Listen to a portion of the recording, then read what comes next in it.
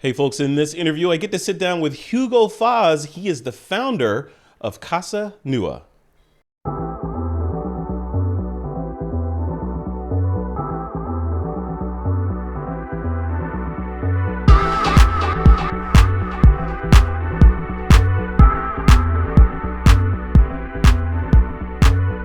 Hey, folks, welcome back to another episode of the Life Artist Podcast. I'm your host, Frederick Van Johnson. Today, I get to sit down with Hugo Faz. He's the founder of Casa NUA. We're going to be diving into what Casa NUA is and Hugo's career and the impact he's having on photography, the Brazilian art scene, and more, and of course, NFTs. Hugo, welcome to the show, man. How are you doing?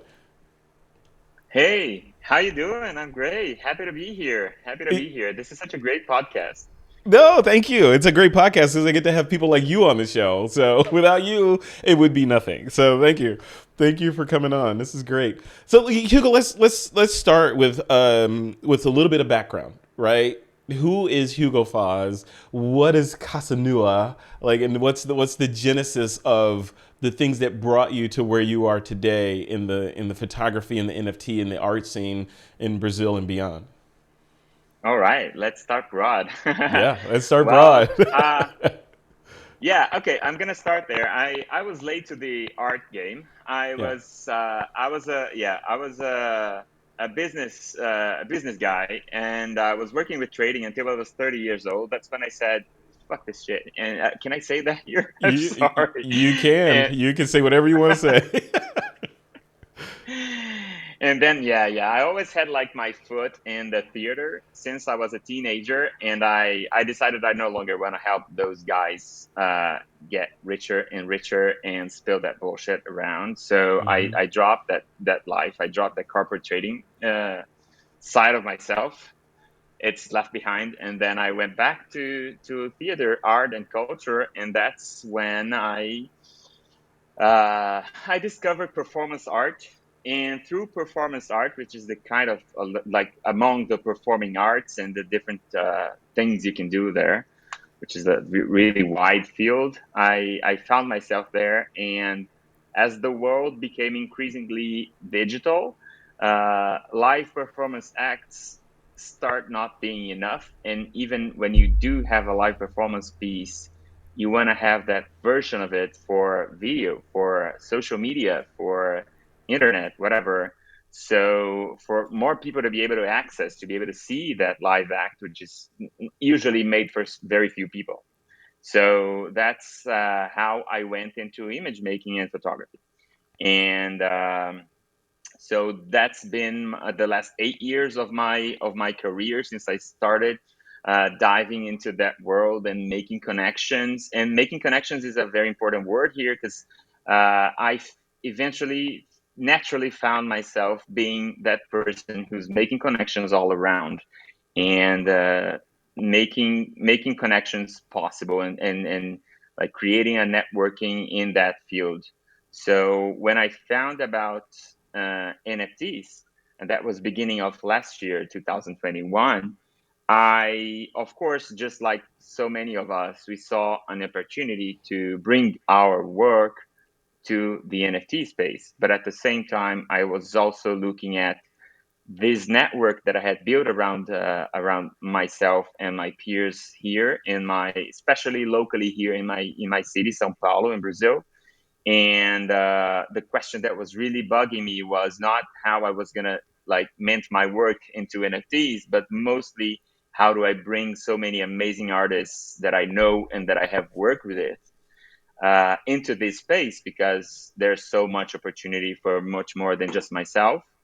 And being Brazilian and working with artists who are mostly not commercial artists, but really people that are making art because they have a mission, they have a calling, or however you want to name it. Um, they are not usually, they're not, uh, how can I say, they are not well off. Yeah. And most of them haven't had the opportunity to understand, to speak English, to learn English, even to understand a little bit. But that doesn't make him less great artists, No, worse of artists course. for that. And there was no chance they could be in the space, because you have to understand, you have to be in spaces, you have to to be able to talk and be in an interview, or just really understand how to work OpenSea. And Casa NUA Casa NUA went through a few different names in the beginning, but I landed with Casa NUA in the end, and that's my incubator for non-English speaking artists to be able to bridge their work and for them to learn the ropes and be able to handle themselves in the space. And that's great, and thank you for doing that, because I just had a conversation not more than an hour ago that we were talking talking about a very similar topic, and the analogy that I drew was, or the question that I put out there was, is the NFT space in general kind of like a castle surrounded by a moat, right? And people that are inside and in the castle are enjoying all the fruits and the security of being on that side of the moat, but then there's a bunch of people that are equally or maybe even more talented outside of the moat that can't get in there. So you're with Casa NUA, you're building a bridge over that moat, right? And helping them get in. That's what I'm trying. Yes, I think, like, I heard a phrase once that I really loved, which is like, technology must be made to as a tool for bridging a social gap. Otherwise, it's just going to widen that gap. And what Yes. happens in Web3, since it's like the cutting edge of what's being developed in terms of technology, it's the people who are already inserted into this like global village, which are the ones who are also reaping the benefits of this fast-paced innovation space, where you have to be tuned in all the time so you can, surf the waves. Otherwise, you just get drowned. And for people who don't have that basic level to be able to access this, they're gonna lag further behind. So it's great that we always hearing about different initiatives for inclusion in the NFT space, such as, like, okay, we've discovered last year that only 15% of sales, or the amount in sales, or the NFT artists or whatever, were women. So a lot of movements start to be able to, like, promote more the work of women, and then help women participate in the space more, and etc. There's so many other different inequalities, and I think, like, the geographical and the language inequality in this case, because, well, English has become the global language, but we're so far from everybody speaking English around the world. So Right. automatically, if we're competing in Web3, if we're competing against Web2, Facebook, Instagram, even Twitter, whatever, we have to be better, or we have to be at least equal to them in terms of being able to include the rest of the world. And we haven't been doing that. All the Web3 sites, they are not internationalized yet. It's just English language, and that's it. So how can we really fulfill that mission of inclusion, decentralization, if we're leaving a large part of the world behind? So that's one thing that moves me in everything I've been trying to do here in the space. Of course, I'm just one person. Right. As well connected as I may be in my space here, it's a completely different arena there, and we really need to mobilize, like, everyone and the big builders in the space to look at that, and just like the corporations in Web2 did, which is to find out how to also benefit from including the rest of the world. We have to do that here. We're lacking if we're not having everybody. Wow. It's interesting what you're saying, just sort of the idea of inclusion and egalitarianism and all that as it applies to NFTs. I look at the NFT space. You want to look at the NFT space, or a lot of people look at the NFT space as a microcosm of the greater world, right? But then, it's the greater English speaking world right now, right? With asterisks Exactly. on there. That is really interesting. So do you see that? I don't see it as exclusion. I see it as more of just sort of, it just started and it's sort of growing into, over time it's going to grow. Hopefully, if the optimists have their way, it'll be sort of a global foregone conclusion that the blockchain and NFTs are just part of the way the world does business going forward. What's the timeline for that, though? The timeline for that utopian vision of NFTs being ubiquitous in all corners of the planet. Are we going to get there in the next 10 years, do you think, 20 years, or is it imminent? What do you think? At the pace things are happening, I would give a maximum 10 years. Everybody's Yeah. been mentioning 2030 uh, as the year where really most of the world and even like physical services and products are gonna be impacted and are gonna be using NFTs as a base layer for transacting and everything, and that's gonna be a huge boon to the world. And coming back to the English language, I don't get me wrong. I think it's awesome. I think if everybody, like, aside from the loss of certain cultural traits, which should be preserved, which is very important, it's Hmm. great if everybody can speak the same language. This makes things so much easier for everyone. But the reality right now is that that's not the case. So unless we risk widening that gap, we have to look into that, and we have to be inclusive until everybody can speak the same language in the world. So, but okay. So here's the nerd in me coming out. Right? Love it. So why?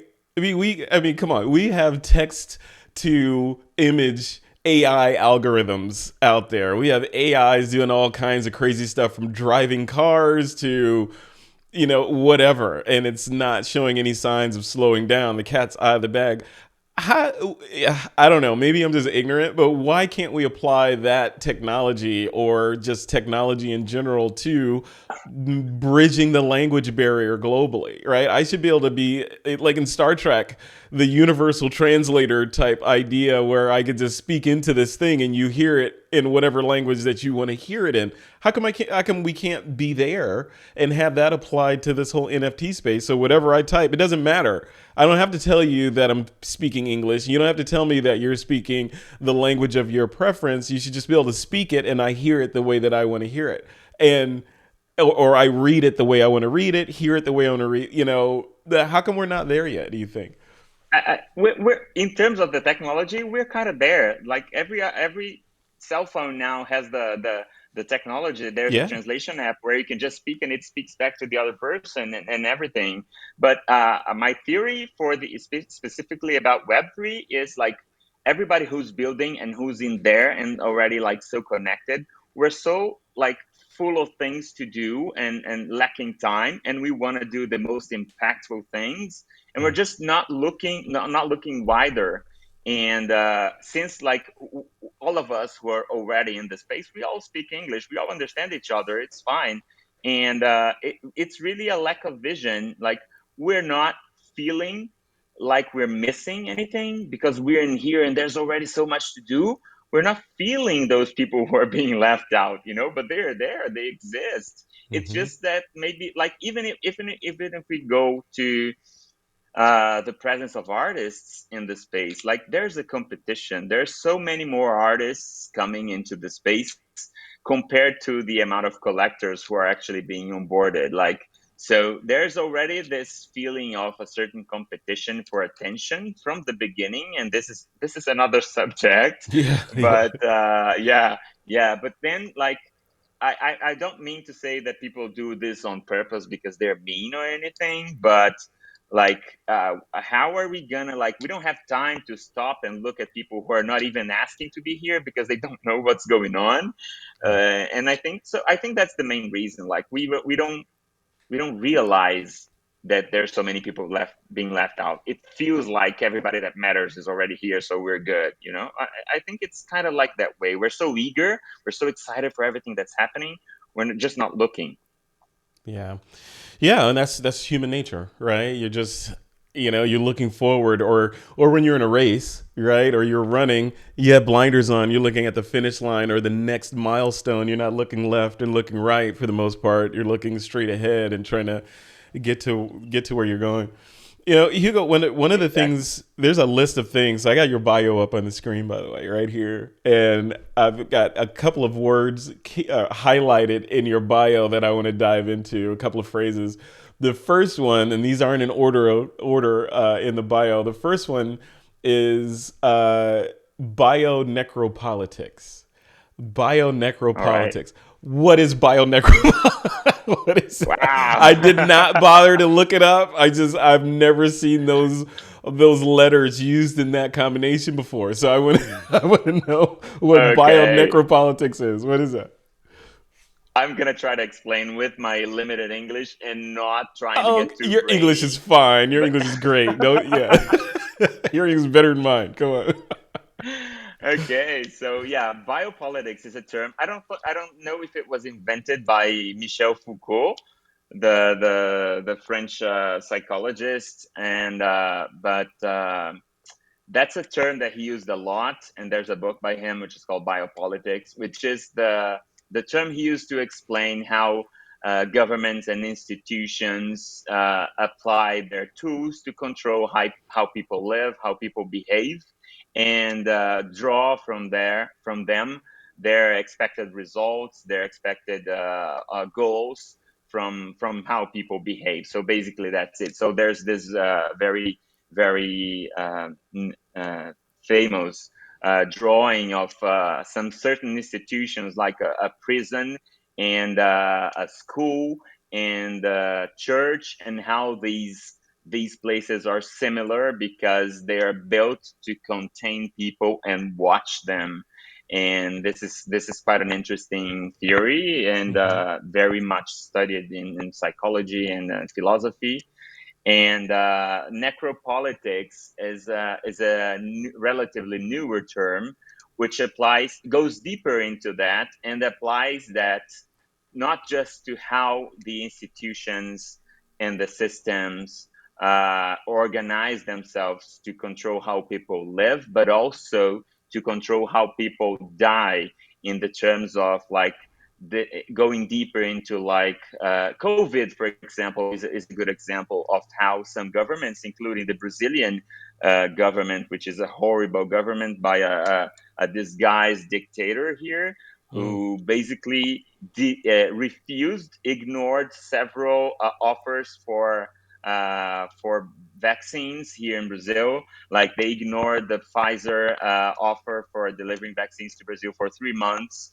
And with that, they managed to get a lot more people killed than needed, because they were actually trying, the government was trying to buy overpriced vaccines from a certain obscure company from India who had close ties with friends to the president in the government. So that's like a huge scandal Mm. that, unfortunately, since we're living in these crazy times where the truth doesn't matter that much, and people in the United States went through something similar with the Donald Trump.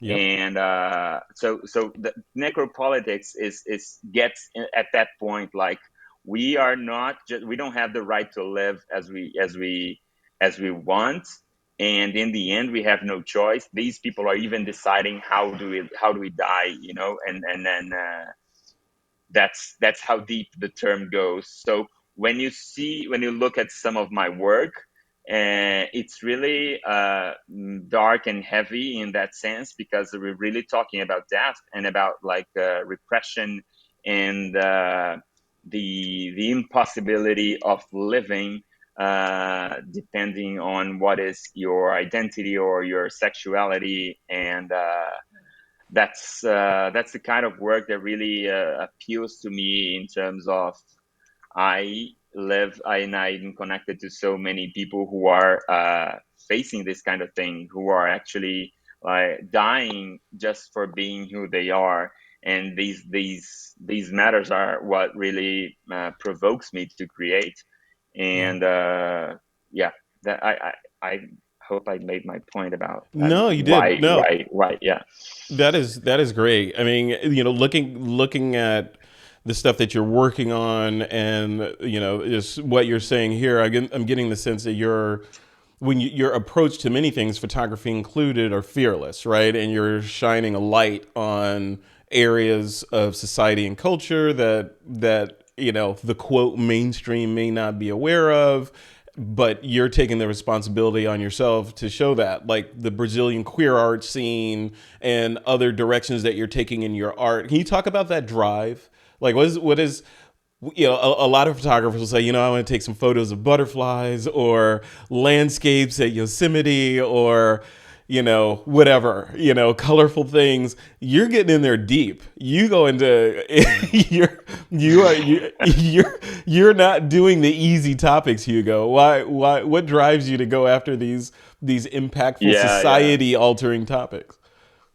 And it's funny that you mention it like this because some people, I think, when they just see my work and maybe like my PFP, which has these big shades and some like angry crypto funk face, Yeah. and they may think I'm like this very dark or heavy guy or anything. Like I think I can be really cool and lighthearted, but in terms of creating, I don't think it's for me personally. I don't think it's worth making just like I can do beautiful work.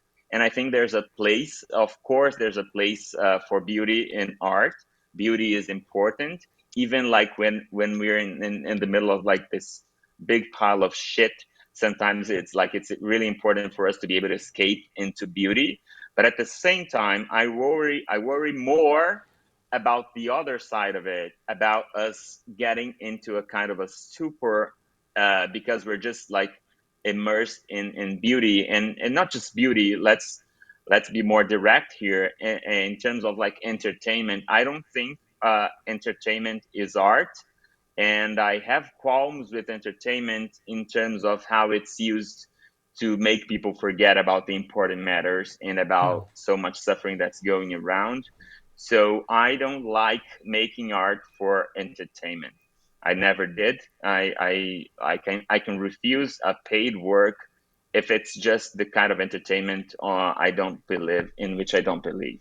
So that's I think that's my drive. Um, A lot yeah. of uh, artists. Let's say, so that statement you made, entertainment is not art, right? So a comedian like a Dave Chappelle or someone like that will argue that that is entertainment and art combined, right? Because of delivery and all that. What do you say to those artists, that are, their art form is encapsulated and delivered through entertainment? Do you agree with those folks?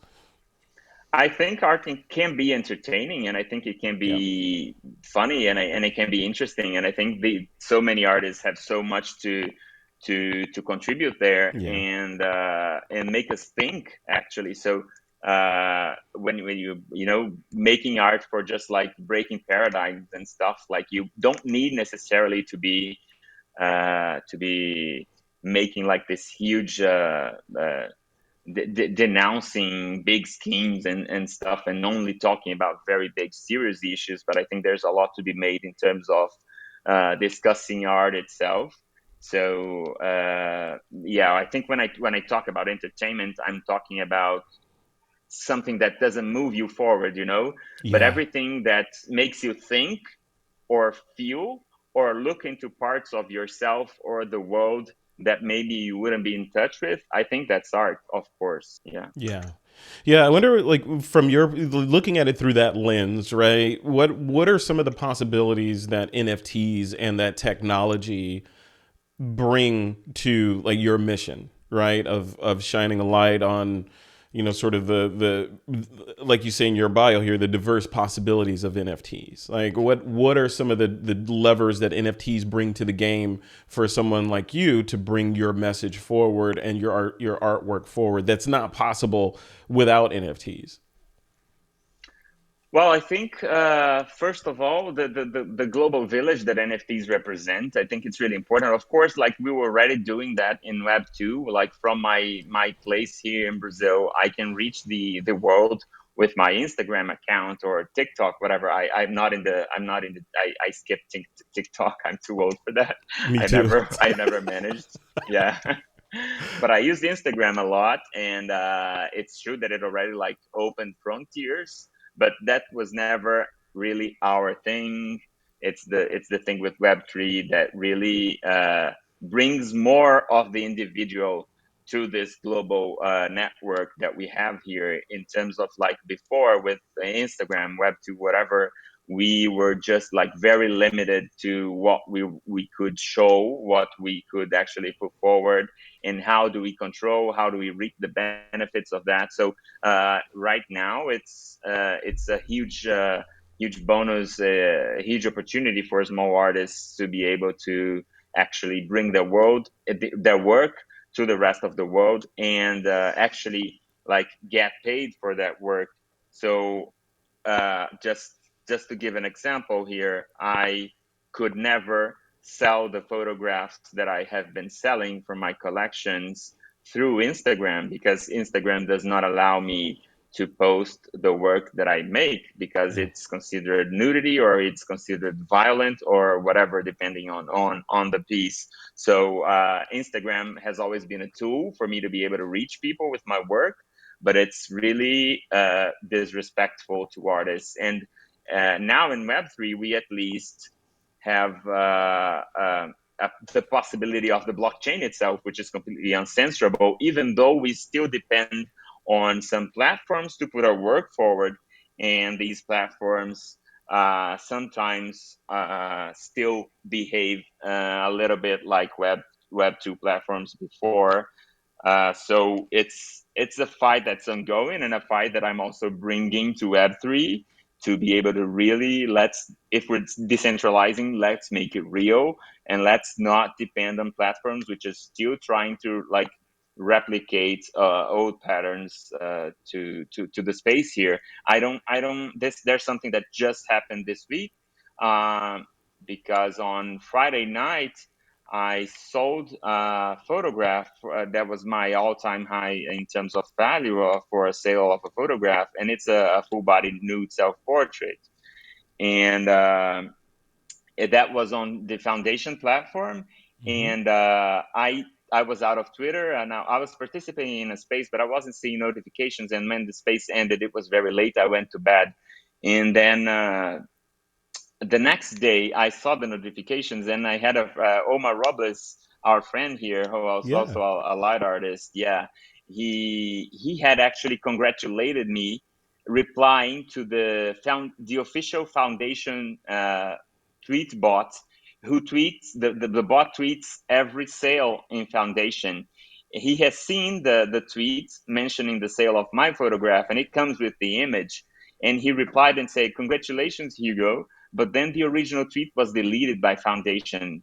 So like even like the Oh, publicizing of that sale was censored by the platform itself, because it was a nude photo. right. So like this is something that I've had to put up with for all of my artistic career. And right from the beginning, when I understood what I was going to face to make this kind of work, I actually started building this fight against censorship into the work itself. So it becomes also a very important theme of my work. Yeah, that is so interesting. Yeah, and that's been nudity, or what is considered inappropriate, or pornography, what is pornographic, all those things. It's been a fight since art began, right? And I think it's heating up now, right? Or it's been heating up. It's just at a new level. It's at a new Yeah. temperature because we have all these things. Yeah, but how do you, as an artist that produces work that's important as yours, that needs to get the message out there, and your some of your subject matter is deemed inappropriate for certain platforms like TikTok, Instagram, let's call it the mainstream platforms. How do you move forward, right? And if if these bots are not tweeting for whatever reasons and all this, how do you get beyond that? What's the solution, do you think, to moving forward for work with the kind of content that you want to produce? I think we're organizing, and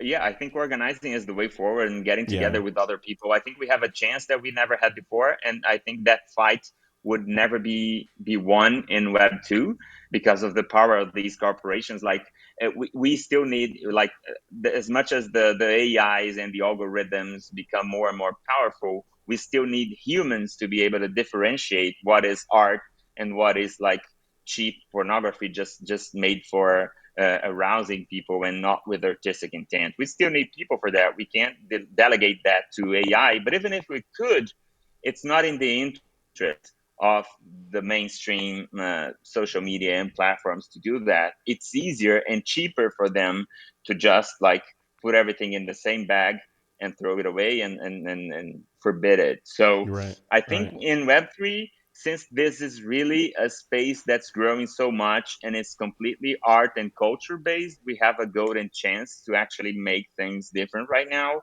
For example, we have a group I participate in, which is not exactly a DAO because we don't have a token, but we're organizing, and those are right now we're 230 artists working with nudity, and we have a building in the open metaverse, which is called the New Neighborhood, with Nice. like Yeah. individual galleries for everyone, and we advocate every week. We have Twitter Spaces where we discuss these themes of censorship and how do we differentiate art from porn, or is there actually a need to differentiate?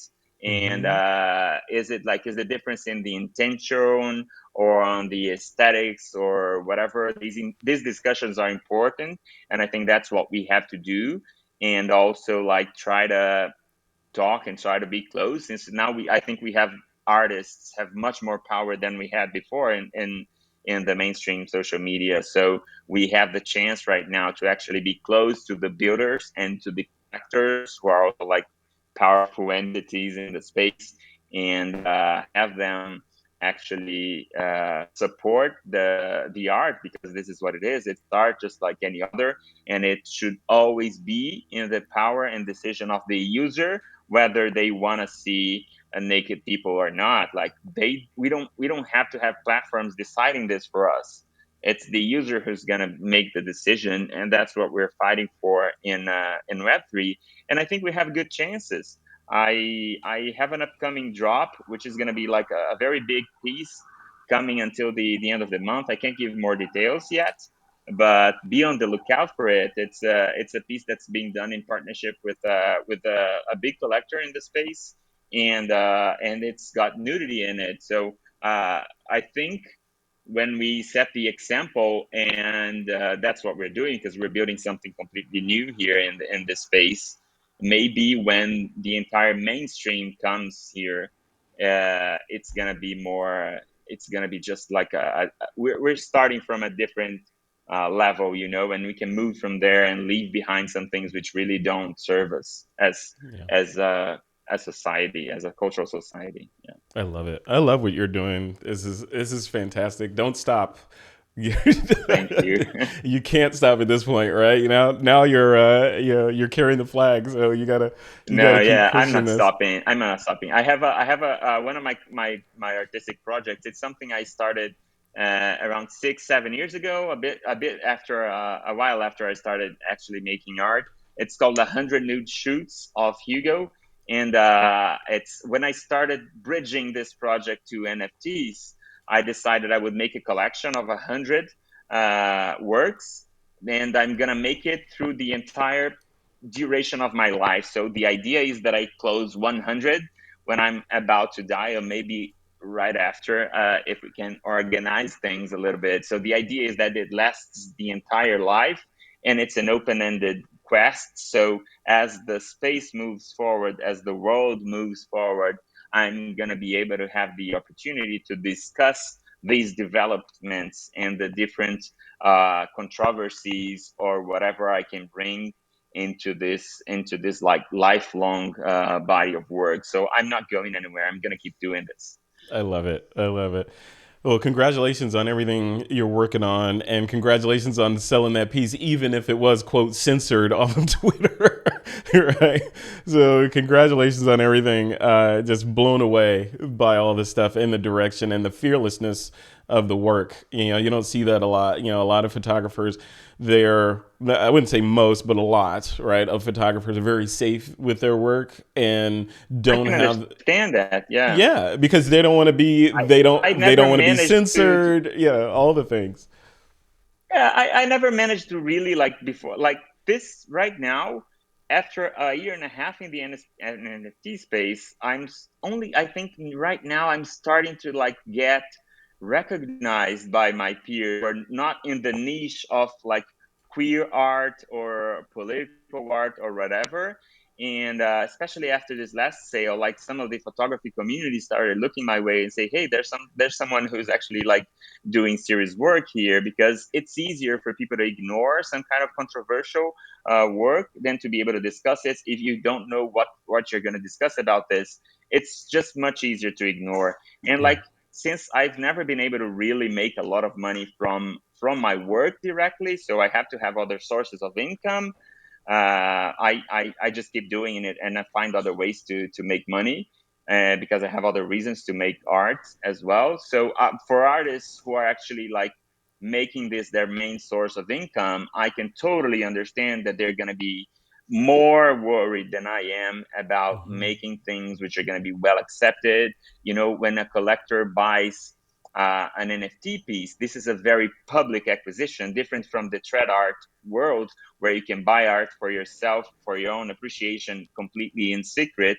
Here, everything is very public. So I know collectors are aware that they're sending a signal about their taste or about their morals or whatever when they purchase a piece. So I understand, and there's this impulse to what can I make that's actually going to be like collectors are going to want to buy. You know, every artist in the NFT space has to face that, because it's a very public acquisition when your work gets bought. So I totally understand. And for some time, I was suffering with the fact that I was realizing, maybe nobody's ever going to buy my work, because what's the message that they're going to be selling? You know, if they buy something that's very like dark or controversial or heavy and stuff, people want to have beauty to hang on their metaverse galleries and everything. Yeah. Yeah. But that, luckily, that didn't move me from my goals here, which continue to be the same goals as I had before joining the NFT space. Well, that's another part of that fearlessness, right? Because you hit on a point that I feel like it's probably a whole nother interview to have a discussion around, and that's the non anonymity of the NFT space, right? So, for example, that piece that you just sold, congratulations, is a nude shot of you, right? So, someone purchases that, depending on their sensibilities, they're going to be like, well, I don't want everyone to know that I bought that. They're going to question my sexuality and all that. And so I'm just going to go buy this picture of this mountain instead, right? That way no one will say anything. So you, as the artist, again, back to the fearlessness of it, right? You know that that's a factor in people purchasing it, and you proceed regardless of what may happen. And so congratulations. That is true art. That's a true artist, knowing that there may be pain at the end of this, whether it's through limiting my audience or through whatever means, but yet you persist, right? And that's the artist in there. So kudos and congratulations. And like I said, Thank you. keep doing it, because there's very few artists that are and I've spoken to hundreds of artists, right? And but there are very few artists that are willing to pursue, not even if it's not nudity or something that's going to call their sexuality into question. Even if it's political, they have, very strong political feelings about a particular topic, and they want to illustrate that using their photography superpowers, but they won't, for fear of the reprisals that may happen because of expressing their opinion. So they self-censor instead of being the artist that they should and could be, right? So Of course. yeah, Yeah, I yeah. think like the big works of art in our history are not just like repeating itself. It's controversial pieces that actually become like really famous because they were touching on some wounds there which were still open, you know. Hmm. So I don't, when I really realized that, like, okay, this is, I'm still making art regardless of uh like, okay, we have an opportunity to make money from that, and people can actually now buy my art from anywhere in the world, and that's great. But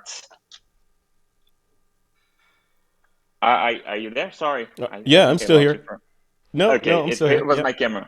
Okay, okay. So yeah, so I think I have the opportunity to sell, but still, like I'm gonna keep making because I fully believe in what I'm doing, regardless of this is gonna sell or not. Because I know one day, like it may be in the future or whatever. What I love about the blockchain is that it is permanent. So there's a record of when I minted my first NFT and what it was, and everybody that like looked or collected at my work, it's there. And that's what happened last week. A collector actually put those pieces that I've been laying around together. And she said that's a woman, Jacqueline Scripps.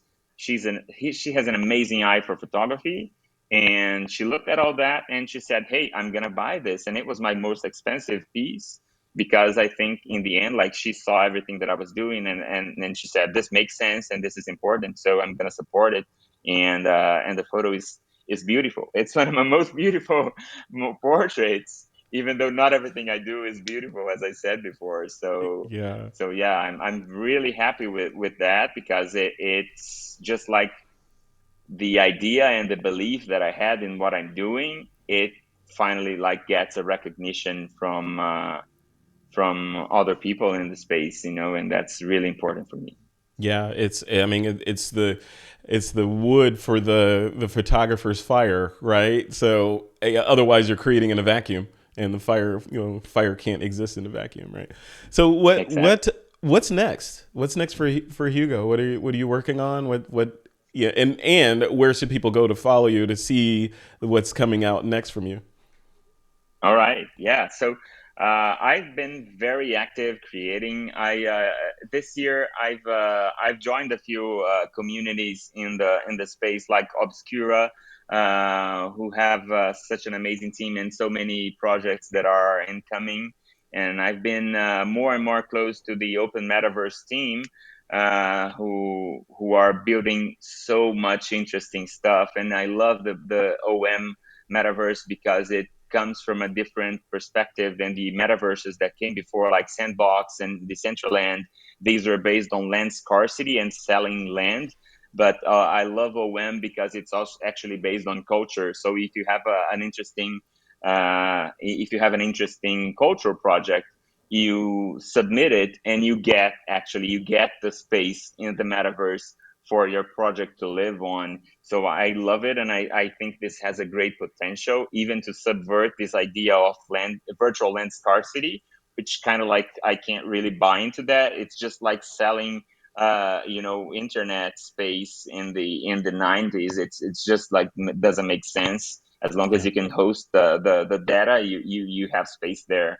So I think this is like a paradigm change that's going to happen in Web3, because some things do make sense to have value, and others not so much. And we already starting to see that with PFP market, which I think has kind of like slowed down a little bit from that high fever. And I think this opens more space for real art to start to like appear and earn value. So I'm really close to these people building, and I'm more and more interested in this, what's gonna come of the metaverse. And but especially, like, I think my main project going forward is back with Casa NUA, because here in São Paulo I managed to secure an incredible mansion from the 1940s in downtown, which is I'm turning into an NFT gallery. So it's gonna be a hybrid space of physical and metaverse exhibitions. It's gonna have its version in the metaverse. And I really do believe, like, I love the metaverse stuff that we're building, but I do believe that like in-person experiences are so important, especially in this mission to onboard more people to the decentralized web. So I'm investing, and also like have been securing financing, and we're actually renovating the physical space right now. So Wow. hopefully in the first trimester of next year, we're going to start already like being able to make exhibitions and launch projects and educational initiatives here to help like scale more that mission that I have to onboard people who currently cannot be in the space. and that the space itself is lacking their presence because there's so much these people could be contributing, not just to the art, but the discussions and everything. Love it. Love it. Hugo, thank you for coming on. This is fantastic. It's been an honor chatting with you, and I feel like we could go another 3 or 4 hours with this conversation. So you'll have to come back on again, so we can Whenever you want, man. Yeah, I really man. enjoyed the conversation. It's not every time I have the opportunity to talk at length about everything. I love the interest in and the questions that you make, and to have the opportunity to talk about these things, which are not, it's just not every day, that we hear people discussing these topics here. So thank you. Yeah, no, it's important. It's important to talk about, and we'll talk more about this. And it's, it takes a fearless artist, right, to create the work, to have the conversations around, because that's one of the main reasons artists create work, right, is to start a conversation, right? So you're starting these great conversations, and this is a forum where we can actually have the conversation and dive deeper into what you're thinking, and also have the collectors that are considering purchasing the work, have them get to know you a little better, right? And understand the motivations behind the work and the challenges that you go through in order to create this body of work. It just doesn't just happen, right? It's sacrifice and talent and all the other things, time, etc., that go into the pot to cook up this amazing body of work. So congratulations on all of it. Exactly. Thank you. Yeah. I believe if we have an opportunity, we have to share at least part of it, not keep everything to ourselves. Like, if somebody's given voice to us at some point, let's give voice to others too when we do have ours. So yeah, thank you so much. Absolutely. You're welcome. My pleasure. Anytime. Okay, on with your day. Thank you, Hugo. Thank you. Yeah, we'll be in touch. I hope to have you on the show again. Hopefully, really soon. Hopefully, yeah. Thank you. Have a great week.